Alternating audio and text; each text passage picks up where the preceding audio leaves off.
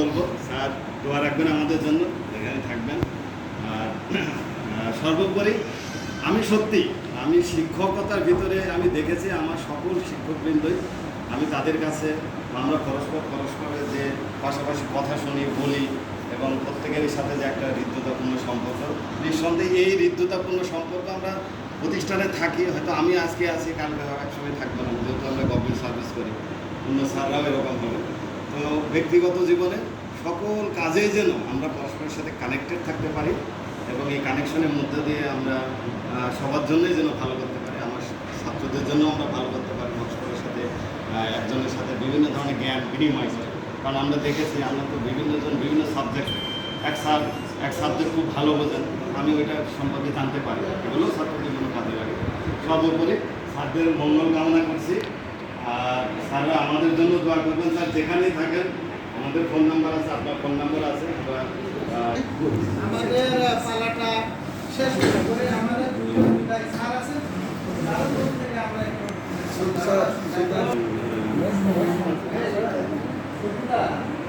আসসালামু আলাইকুম। ওয়ালাইকুম আসসালাম। আজকে আমাদের অনুষ্ঠান নিয়ে যারা আছেন তাদেরকে ধন্যবাদ জ্ঞাপন করছি।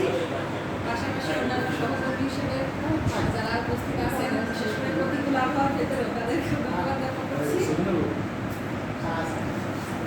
তো একটি বিষয় এখানে বলার, যে আমরা যতদিন এখানে চাকরি করেছিলাম 2 বছরের বেশি সময়, সেই সময়টুকুতে সুখস্মৃতিতে পরিপূর্ণ। আমার সাথে আমার মনে হয় না যে অন্তত আমার কাছে আত্মকথন কোনো বিষয় কার কাছ থেকে কষ্ট। ওয়ালাইকুম আসসালাম।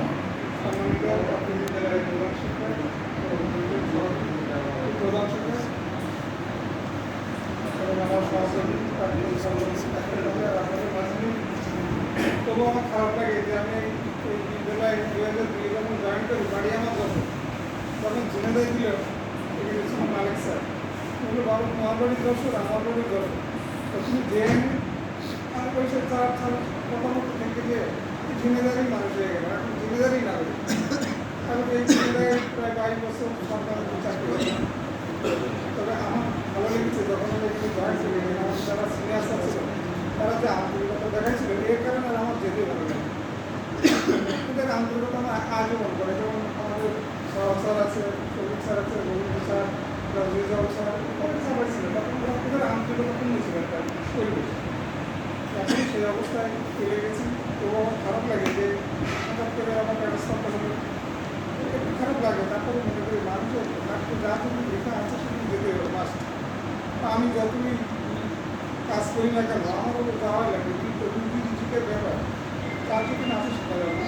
তবে খারাপ লাগার কথা যে আমি অনেকদিন আসি করি, ওই খারাপ লাগাটা আসতে ভালো লাগে। আমার এখন অনেকদিন চাকরি আছে, ইনশাল্লাহ আমি আবার চলে আসবো, এই চিন্তাভাবনা আমার আছে, তো একটু দেরি হতে যাবে। এখন ওটা আবার কবে হবে কথা বলতে পারি না, তো ইনশাল্লাহ আসবে, এই চিন্তাভাবনা আমার আছে। আর আপনাদের কাছে আমার সবচেয়ে একটা নিবেদন বা আবেদন এটাই যে এই চলার পথে আপনাদের সাথে অনেক সময় আমার কথা কাটাকাটি তর্ক বিতর্ক, এটা কিন্তু স্বাভাবিক হবে, নিজের সংসারটা এটা এড়ানো যায় না। আর আপনারা তো আমরা সব পরস্পর ভাই বোন ছিল, যদি আমার এই কথা কাটাকাটি করার বা কিছু বলা নিয়ে যদি কারোর মনে কোনো ক্ষোভ বা কিছু থাকে, সেগুলো ক্ষমা সুন্দর দৃষ্টিতে দেখবেন, আমাকে ক্ষমা করবেন। প্লাস আমি আপনাদের অবস্থায় আছে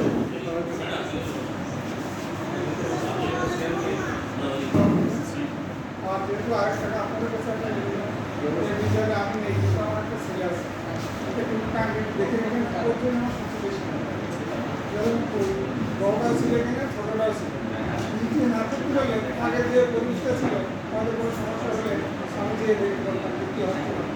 কিন্তু আর এই এসএসসি পরীক্ষার আগামীতে আপনারা আমার সরকারটা নিজের সঙ্গে সবাই ভালো থাকেন, আপনাদের সব শুভকামনা করি।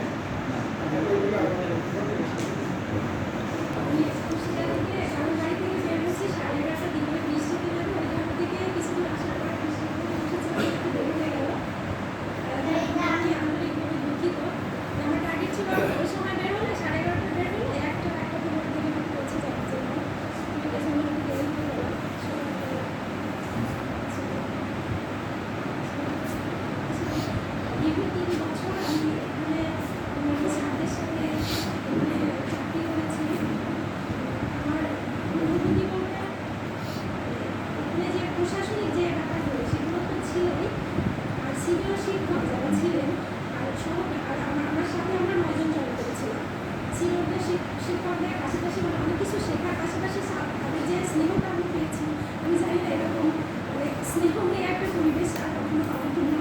আমি নতুন একটা প্রতিষ্ঠানে আছি, সেখানে বলছি মানে খুব একটা ক্যাডার সুলভ আচরণের একটা সেখানে এই জিনিসটা আমি ওখানে এখনই খুব মিস করি। আর আমার সাথে যারা ছিল আমার ম্যাডাম যে ছিল স্যার ওনাদেরকে আমি এখনই খুব মিস করি। এরকম অনেক আমি আসলে অনেক ছিল আমি যে চলে গেছেন শুনে আমার খারাপ লাগছিল। আর এই চাকরিটা ছিল আমার প্রথম চাকরি। চাকরি আলোচনার কাছে আমি আমাদের বসে দোয়া করতাম, মানে কান্নাকাটিও করতাম, মানে আমার আবেগের চাকরি মহাদেশের জায়গায়। সবার কাছে দোয়া প্রার্থনা করছি।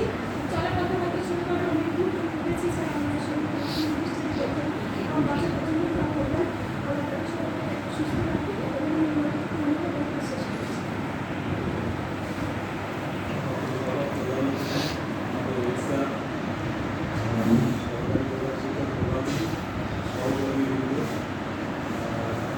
বেশি কথা কিছু বলবো না। দুইজন ম্যাডাম তাদের বদলি না, তাদের ভালো জায়গায় গেছেন আনন্দে।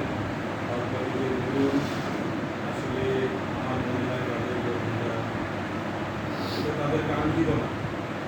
আমি ছোটো একটা কথা বলবো, আমার নিজের ব্যাপার দিয়ে আমি অনেক সময় নিজে অনেক কিছু কিছুদিন আগে আমি পুরোপুরি বলছি না, এই স্কুলে একটা অনাকাঙ্ক্ষিত ঘটনা ঘটছিল আমার সাথে, আমি বেশ কষ্ট পাচ্ছি। পরবর্তীতে দেখলাম সেই অনাকাঙ্ক্ষিত ঘটনাটাই আমার জীবনে সুফল হয়ে গেছে। আমি সবসময় এটাই চিন্তা করি আমার জিনিস দিয়ে, আমার নিজের দিয়ে, যে আসলে যা হয় তা বেশিরভাগ সময় ভালোর জন্যই হয়। বিরাট সময় হয়তো খারাপ হতেও পারে। আজ হয়তো সমসাময়িক সময় আমরা মনে করি যে না, আমার কাছে অনেক অন্যায় হয়েছে বা অনেক কী হয়েছে, পরবর্তীতে দেখা যায় যে আমি আশা করি আমার সায়েন্স স্যার, আমি স্যার যারা ভালো থাকবেন তাদের এইটাই সুফল বয়ে নিয়ে আসবে, এই প্রত্যাশায় আমি শেষ করছি। আলহামদুলিল্লাহ। এই পর্যায়ে আজকে আমাদের সবাই সদের শিক্ষক এবার সবাই আসসালামু আলাইকুম। আসলে বিদায় অত্যন্ত কষ্টের অসুখে আমার তো অনেকের পেজ আছে যে দুইজন ম্যাডাম তারা কিন্তু বিদায় নিয়ে তারা অনেক আবেগ গেছে, তাদের অসুবিধার কথা নেই। আর দুইজন শিক্ষক তাদের কষ্ট মনে আমরা এখানে তারা দেখতে পাচ্ছি। তো এখানে কষ্ট সেটা মনে করা যাবে না, পরবর্তীতে আবার আপনারা দিয়ে দেবেন এই কারণে আমরা বলছি। আর দুইজন ম্যাডাম তারা যে কত কষ্ট করেছেন, আমি দুইজন ম্যাডামকে দুইটা স্মৃতি তারা পাচ্ছি না। আপনারা জানেন আমি অনেককে বিভাগে শিক্ষকতা করেছি এবং সেখানে দায়িত্ব পালন করেছি। যখন মর্নিং আসলাম, মর্নিং এসেই ম্যাডাম কোথায় ক্লাস 7 বসাকার ক্লাস করেছিলেন। ওই রোল নম্বরে এবং নামের সাথে একটা গল্প চলছিল, আমি কিছু লাগতেছিলাম। তো এক পর্যায়ে আমি রোল স্যারের সঙ্গে বললাম যে এই কথা ছিলাম। তো উনি বললেন যে ক্লাসে গেছিলেন, উনি বললেন আরে। তা উনি একটা কথা বললেন আমাকে, ওনাকে বললেন, ওনাকে বললেন ওনার সরস্বতী অত্যন্ত ভালো, সেটা বলতে পারবো। আমি ফোনটা ধরে সেটা আমি সেটা সাথে সাথে সময় নিয়ে গেছি। তাহলে ম্যাডামের সে চেষ্টা করেছে, সে বছর বেঁচে গেছে। এখন আল্লাহ তার আরও অনেক পর্যায়ে পরিস্থিতি আমরা আশা রাখতে পারি। আর মুর্শিদাবাদের ব্যাপারে যেহেতু আমি নির্বাসিত ছিলাম, ম্যাডাম নির্বাসিত, যে কোনো একদিন কোনো এক গ্যাপ প্রতিদিন মনে কারণে আমি নামে খুঁজে পাচ্ছিলাম। এক পর্যায়ে আমি বাবার সঙ্গে বললাম, তুমি কি মুর্শিদাবাদ দেখেছো? তখন না দেখি। কিছুক্ষণ ঘুরে এসে আমার বলছে, স্যার ম্যাডাম এই ম্যাডাম কেমন হয় ম্যাডাম? তো দেখেন এমনি পড়ছে, ভাবি বসে পড়ছে, মেয়ে মানুষ চাকরি বাকরি হয়ে গেছে, এখন এত পড়া করতে ম্যাডাম করেছেন এবং সেই পর্যায়ে তার সে খান দিয়েছেন, বসে গেছে, শুধু পড়লে হয় না, কখনো থাকা লাগে। আমি আটটা বোঝা পাতে পারছি না। ওটা 98-99 সালে হবে আমাদের স্যার ছিলেন নজরুল ইসলাম, ম্যান অফ রংপুর। বিষয় শিক্ষক ছিলেন উনি। ওনারা 87 জন ভাই বোনে ভাইবা দিয়ে আসেন এবং নিয়োগ পান 85 জন। যে 2 জন বাদ রেখেছিলেন তারপরে এসেছে। এই যে মনের দুঃখ, মনের ক্ষোভ, এটা কিন্তু আসে একটা অসুবিধা না।